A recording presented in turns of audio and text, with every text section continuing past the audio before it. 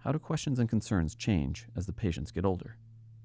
Families and patients have different concerns based on the age of the patient. The approach to a discussion about a newborn or a 2-year-old is very different than a 15-year-old or an adult, when the patient themselves is an adult. And we commonly are treating adults here, even though we're a children's hospital. When babies are faced with challenges, it's really the parent that has to make a decision. And that's true to a significant degree throughout childhood.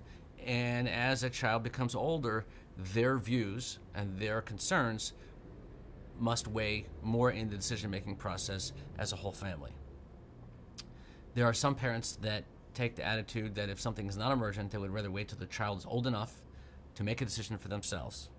And there are other parents who prefer to make the decisions when the child is young, to make things as normal as they can so that the child will have as little suffering when they're young, but also when they get to an age where they have body awareness and social concerns about their parents, that the solutions have already happened.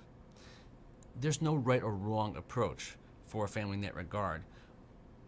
One of the responsibilities we have as parents is to make decisions for our children when they can't make them themselves. And sometimes the decision not to do a procedure is still a decision.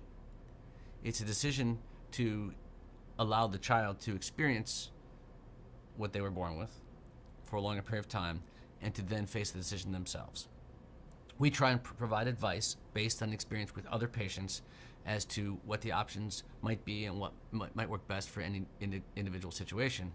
Oftentimes the best way to do that is for families to talk to other families or patients to talk to other patients that have been through the experience. And we have a robust group of patients who are more than happy and interested to share their experiences, and we will often, with confidentiality and permission, introduce a patient and a family to another family with a similar type of problem where they can discuss the experiences they've had. Families often find this very helpful in them in the decision-making process.